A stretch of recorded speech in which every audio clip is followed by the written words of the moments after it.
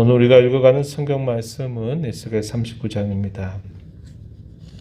어제 읽는 에스겔 38장, 39장 함께 쭉 이어지는 주제를 담고 있습니다. 이스라엘 백성들을 대적하기 위해서 곡이라고 하는 군주가 많은 동맹국들을 이끌어서 이스라엘을 치러 오게 될 사건에 대해서 예언을 해줍니다. 이스라엘 중심으로 해서 동서남북 사방으로부터 모든 족속들이 한꺼번에 이스라엘을 대적해서 치러 들어오는데, 그것은 그들이 하나님께서 그렇게 그들을 모아서 그렇게 하신 일임을 분명하게 이야기해 줍니다. 그래서 그것은 하나님이 심판하시는 도구로서 그 사실들을 사용할 것을 말씀을 하시게 됩니다. 그래서 그들이 마침내 다 모아서 이스라엘을 치러 이스라엘로 오게 될 때 어떤 일이 생겨날 것인가? 그들이 일순간에 다 거기서 망하게 될 것이다. 이것을 분명히 이야기를 해줍니다. 그 내용이 에스겔서 38장, 39장 계속 이어지는 주제를 우리에게 잘 전달해 주고 있습니다. 우리가 읽지 않았던 1절에서부터 16절까지 내용에서는 그 동맹군들을 다 이끌고 있는 가장 큰 군주였던 곡을 하나님께서 대적하신다, 이렇게 말씀을 하셔서 그들을 마침내 대적하셔서 심판하실 것이다. 어디에서? 그들이 침범하고자 했던 이스라엘 그곳에서 그들이 한꺼번에 다 패망하게 될 것이다. 이 사실을 이야기해 줍니다.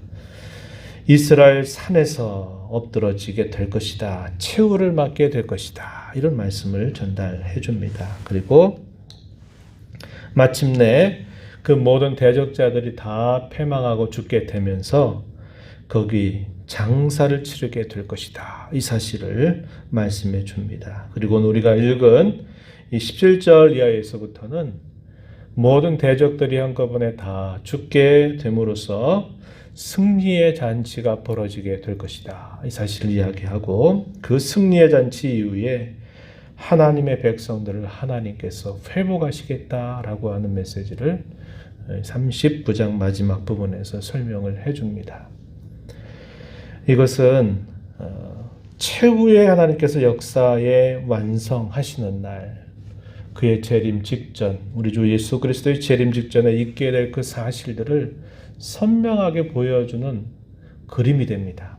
그래서 어제도 그런 말씀을 잠시 드렸는데요. 요한계시록에 보게 되면 이 말씀을 인용을 해서 최후에 있게 될 최후의 전쟁, 사탄이 모든 수단들을 다 사용을 해서 그리스도와 그의 교회를 향해서 대적하게 되는 그 최후의 전쟁에서 하나님께서 마침내 일순간에 그 모든 대적자들을 다 망하게 하실 것이다. 그리고 어린 양의 혼인잔치가 있게 될 것이고 하나님의 백성들에게 구원과 큰 영광이 있게 될 것을 보여주고 있다는 것입니다.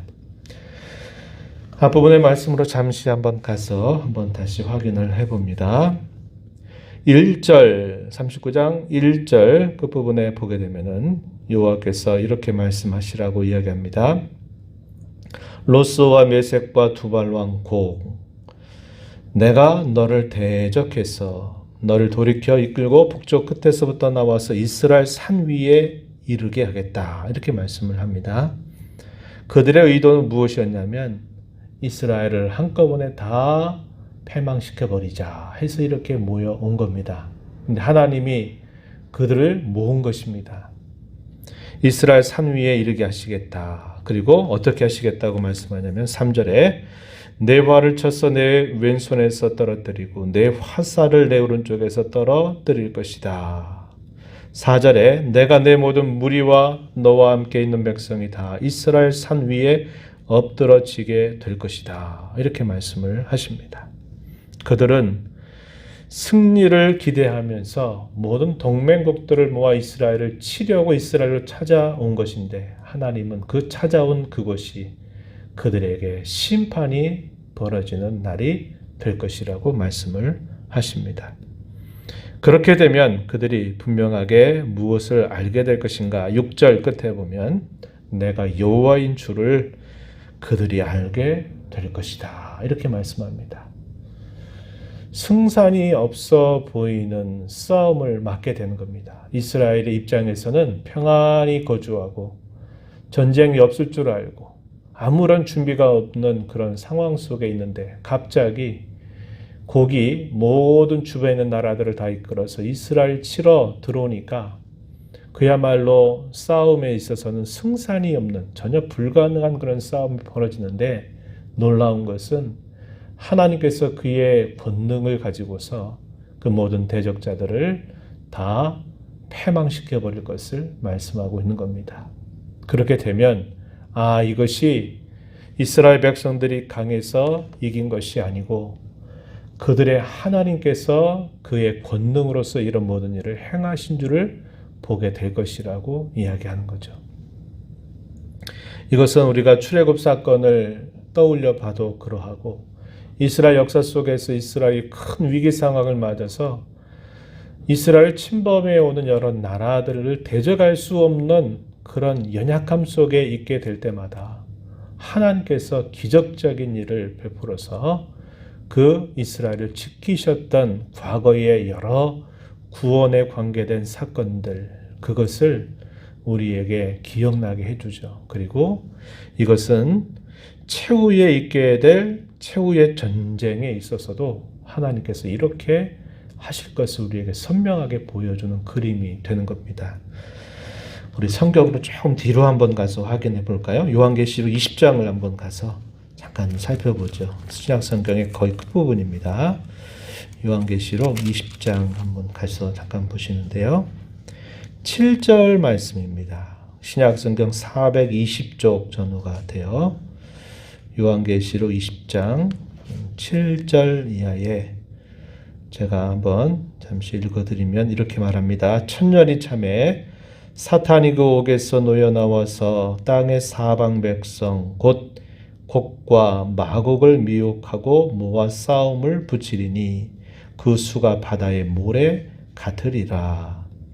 그들이 지면에 널리 퍼져 성도들의 진과 사랑하시는 성을 두루매 하늘에서 불이 내려와 그들을 태워버리고 또 그들을 미혹하는 마귀가 불과 유황못에 던져지니 거기는 그 짐승과 거짓 선지자도 있어 세세토록 밤낮 괴로움을 받으리라.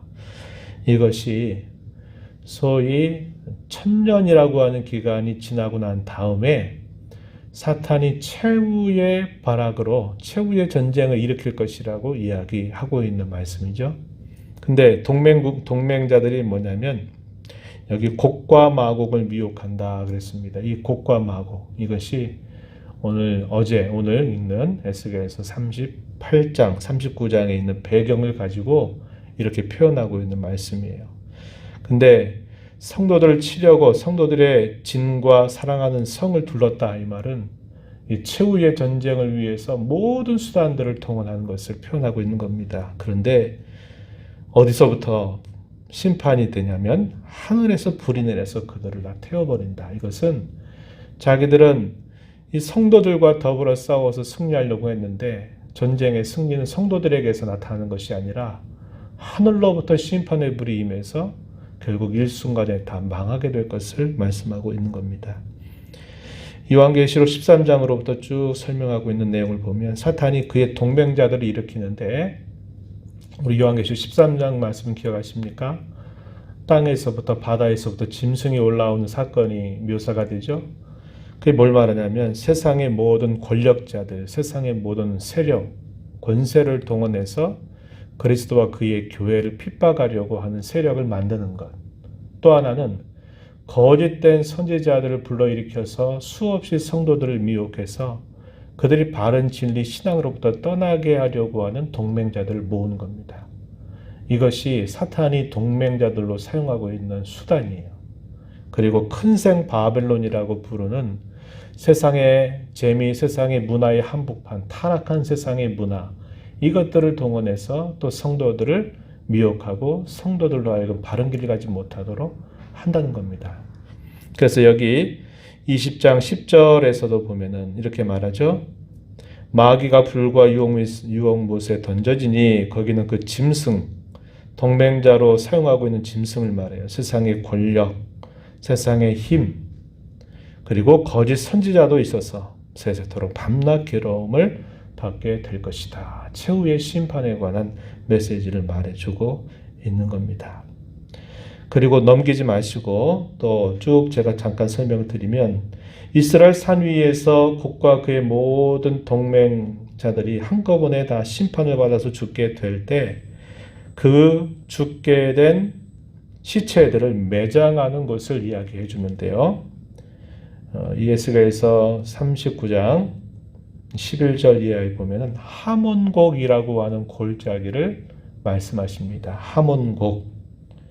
이스라엘 땅 바다 동쪽 사람이 통해가는 골짜기를 여기에다가 다 이 대적자들을 다 매장해라. 이렇게 말씀을 하시는데 이 하몬곡이라고 하는 말의 뜻은 뭐냐면 곡, 군주를 말한다 그랬죠. 곡의 무리들, 곡을 따르는 모든 무리들, 이것을 하몬곡이라고 부릅니다. 이 하몬곡의 골짜기에 그들을 매장하는데 무려 7개월 동안이나 매장하게 될 것이다. 이렇게 이야기를 해 주십니다. 그리고 그 성읍의 이름을 두고 39장 16절 보면 하모나라고 이렇게 부르게 될 것이다. 그때 여호와의 영광이 나타나게 될 것이다. 이렇게 말씀을 해 주십니다. 그리고 우리가 읽었던 17절 이하에 보게 되면 큰 승리의 잔치가 있게 될 것을 이야기해 주는데 요한계시록을 한번 다시 보면 19장 17절입니다. 17절 이하에 보면은 그 광경을 묘사해 주고 있어요.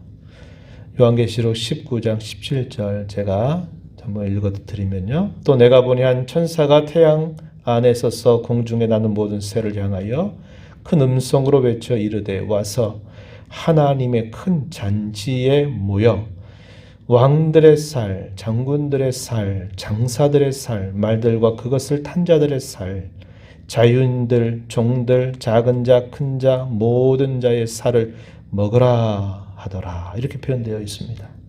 이것은 최후의 심판 이후에 있게 될 승리의 잔치를 보여주는 말씀입니다. 바로 이것도 ESG에서 39장 아까 말씀드린 것처럼 17절 이하에서 묘사되고 있는 그것을 배경으로 삼아서 최후의 전쟁, 그 전쟁에서 모든 대적자들은 망하고 하나님의 백성들은 승리의 큰 잔치를 갖게 될 것을 말씀하시고 그 다음에 에스겔서 39장 21절부터 마지막 절에는 이스라엘을 회복시키시겠다. 이러한 말씀을 예언해 주고 있다는 겁니다. 우리는 이 말씀을 보면서 우리가 역사 속에서 또 우리가 살아가는 삶 속에서 작게 경험하는 이런 하나님의 구원의 역사들을 보지만은 우리는 최후에 있게 될 최후의 전쟁, 또 최후의 심판,